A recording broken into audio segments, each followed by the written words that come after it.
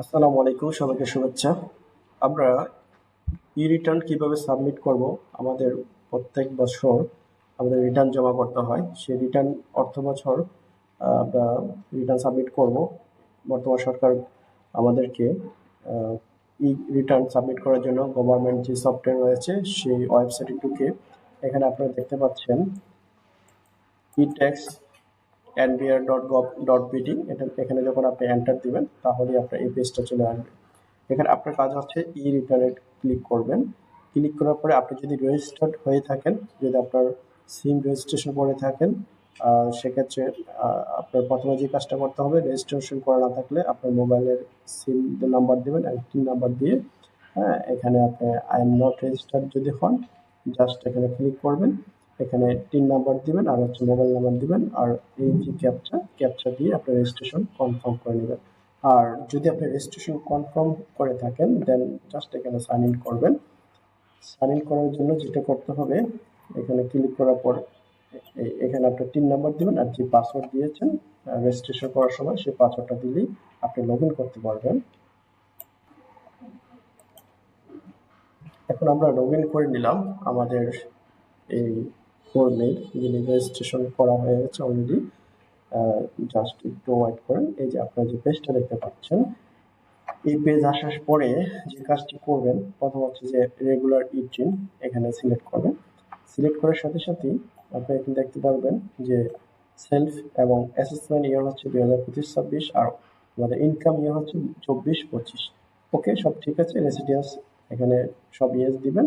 Just এখানে যেটা করতে হবে, ইনকাম ফ্রম এমপ্লয়মেন্ট, এটা আমরা যারা বিভিন্ন চাকরিজীবী আছি তাদের ক্ষেত্রে এটা প্রযোজ্য। এখানে জাস্ট সিলেক্ট করে দিবেন। দেওয়ার পর আপনার ইনকামের সোর্স কি সেটি হচ্ছে এখানে আপনি সিলেক্ট করবেন, দেন কন্টিনিউ দিবেন।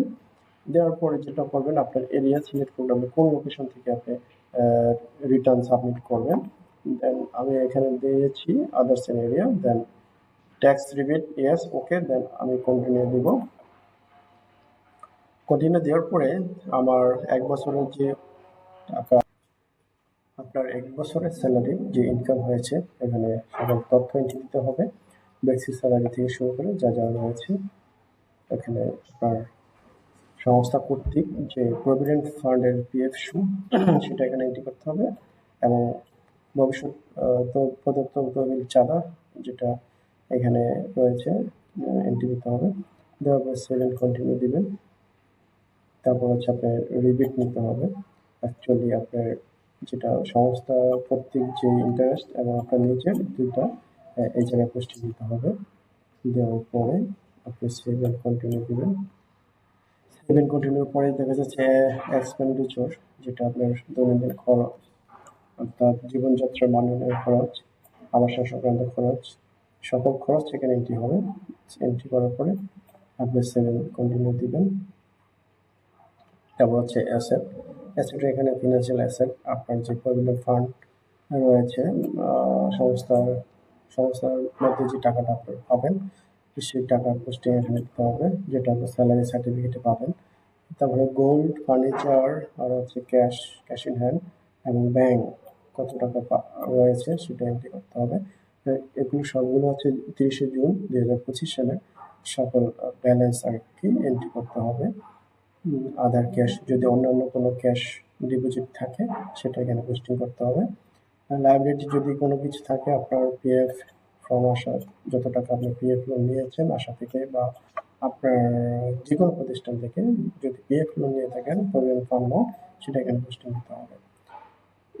পোস্টিং দেওয়ার পরবর্তীতে এখানে যেটা দেখতে পাচ্ছেন, বিগত বছরে যে রিটার্ন দাখিল করেছেন সেটার নিট আয়, নিট সম্পদ, নিট আয়, সেটা এখানে পোস্টিং দিতে হবে। টোটালি পোস্টিং দেওয়ার পরে এখানে দেখতে পাবেন ডিফারেন্স জিরো হয়ে যাবে ব্যালেন্স। দেন সেভ দেন কন্টিনিউ দিবেন। দেন আপনি যে চালানের মাধ্যমে টাকা জমা দিয়েছেন, আপডেট ট্যাক্স, এখান থেকে আপনার চালানগুলো এন্ট্রি করে নেবেন। ক্লায়েন্ট ট্যাক্স, এখান থেকে আপনার স্যালারি সিলেক্ট করবেন। স্যালারি সিলেক্ট করার পরবর্তীতে যতগুলো আপনার চালান রয়েছে এখানে একটা একটা করে 12টা এন্ট্রি দিবেন, তাহলে হয়ে যাবে সেম। দেন হচ্ছে আপনি যে কাজটি করবেন, আপনার সবকিছু যদি ঠিকঠাক থাকে, এখানে ব্যালেন্স যদি জিরো থাকে তাহলে আপনি প্রসেস টু অনলাইন কমপ্লিট করে ফেলবেন। ধন্যবাদ সবাইকে। থ্যাংক